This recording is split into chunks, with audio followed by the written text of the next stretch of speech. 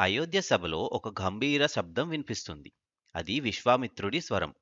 ఆయన రాజుని చూడడు. రాజ్యం గురించి మాట్లాడడు. కేవలం ఒకే మాట మాత్రమే. నాకు రాముడు కావాలి. దశరథుడు కంగారు పడతాడు. రాముడింకా బాలుడు. యుద్ధం తెలియని పిల్లవాడు. కానీ విశ్వామిత్రుడు శాంతంగా మాట్లాడుతాడు. ఈ పిల్లవాడు సాధారణవాడు కాదు. ఈ పిల్లవాడే ధర్మాన్ని నిలబెట్టబోతున్నాడు. దశరథుడి హృదయంలో భయం మరియు ధర్మం మధ్య సంఘర్షణ జరుగుతుంది. చివరికి రాజు ధర్మం ముందు ఒంగిపోతాడు.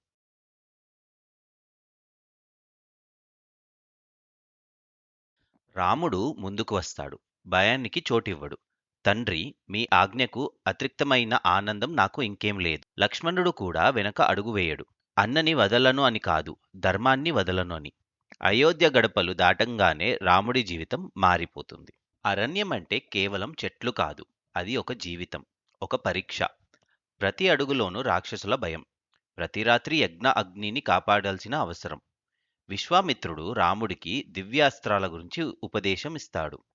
ఈ అస్త్రాలు కోపం కోసం కాదు, రక్షణ కోసం. ఈ అరణ్యంలో ఒక భయానక శక్తి ఉంది. ఆమె పేరు టటక. ఆమె ఓ శిక్షక. యజ్ఞాలను నాశనం చేసేది. మునులను హింసించేది.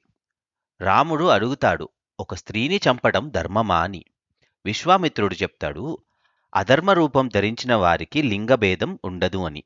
ఈ మాట రాముడి మనసులో డీప్గా దిగిపోతుంది. టటక అరణ్యం కంపిస్తుంది. ఆమె శబ్దం భయాన్ని కలిగించేలా ఉంటుంది. రాముడు ధనసు పట్టుకుంటాడు. ఈ యుద్ధంలో కోపం లేదు. ఈ యుద్ధంలో అహంకారం లేదు. కేవలం ధర్మరక్షణ. ఒక్క క్షణంలో టటక భూమి మీద పడిపోతుంది. అరణ్యం శాంతిస్తుంది. ఈ క్షణంలో రాముడు బాలుడు కాడని లోకం అర్థం చేసుకుంటుంది. టటక వధ తర్వాత విశ్వామిత్రుని యాగాలు నిర్భయంగా జరుగుతున్నాయి. రాక్షసులు రాత్రి వచ్చినా రాముడు నిద్రపోడు. నిద్ర కంటే ధర్మం ముఖ్యం. ఈ కాలంలో రాముడు నిజమైన శిష్యుడిగా మారుతాడు. యజ్ఞం సమయంలో ఇంకొక రాక్షసుడు వస్తాడు, మరిచుడు. రాముడు ఒక అస్త్ర స్పర్శంతో సముద్రం దాకా విసిరి పడిపోతాడు.